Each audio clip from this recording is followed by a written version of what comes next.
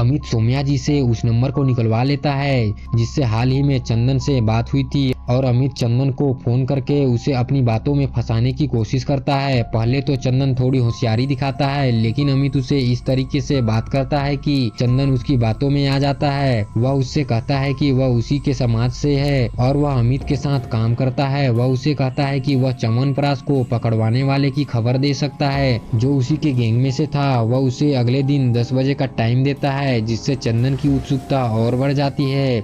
इसके बाद अमित अपने लोगों के साथ चंदन को पकड़ने का प्लान बनाता है। अमित अपने लोगों से कहता है कि हमें चंदन को पकड़ने के लिए पहले उसके आसपास की चीजों को नोटिस करना होगा। वह चंदन से ज्यादा टाइम बात नहीं कर सकता लेकिन जितने टाइम भी बात कर सकता है उन्हें इसी टाइम के अंदर चंदन की लोकेशन का पता लगाना होगा। अगले दिन 10 बजे जब चंदन अमित को फोन करता है तब अमित के लोग चंदन की लोकेशन जानने के लिए तत्पर खड़े हुए थे। अमित चंदन को बहला फुसला कर छत पर ले आता है। अब आखिरकार वो टाइम आ ही गया था जब अमित के सामने चंदन खड़ा था। बहुत दिनों तक चोर पुलिस का गेम खेलने के बाद आखिरकार अमित और चंदन आमने सामने थे।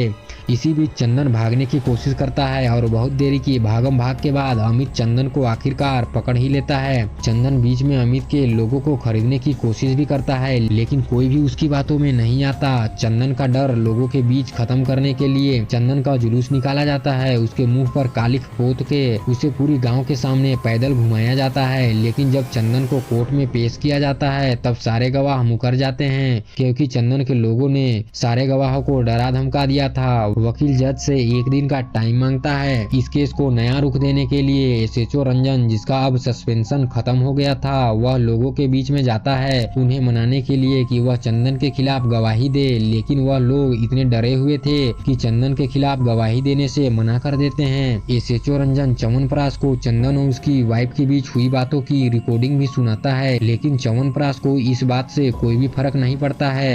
चंदन के लोग अमित की फैमिली पर हमला कर देते हैं। अमित की बेटे को बचाते हुए एक कांस्टेबल की जान चली जाती है। पुलिस और क्रिमिनल के बीच में जो दायरा था कि कोई भी किसी के फैमिली को परेशान नहीं करेगा, अब ये दायरा भी खत्म हो गया था। मुक्तेश्वर चौबे और अमित चंदन के भाई जो नेता था उससे मिलने जाते हैं जिसका चंदन के सिर पर हाथ था और वह उसे समझाते हैं कि अब उसने चंदन से रिश्ता खत्म नहीं किया तो उसका हर्जाना उसको भी भुगतना पड़ेगा। जिसके बाद वह मीडिया के सामने अनाउंस करता है कि उसका चंदन से कोई भी रिश्ता नहीं है। पुलिस अब चंदन से जुड़े सारे लोगों को एक एक करके मारने लगे थे।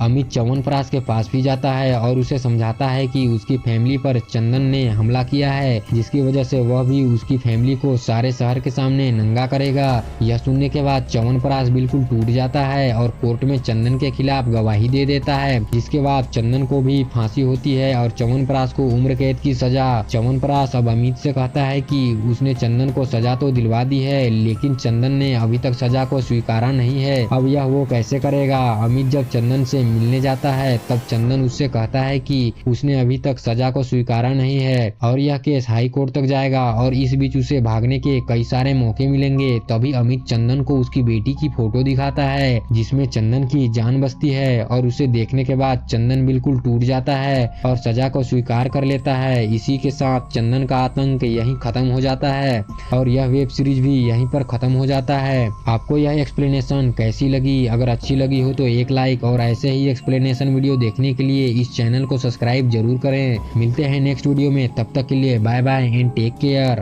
ठोक देंगे कट्टा का पार में, आइए ना हमरा बिहार में।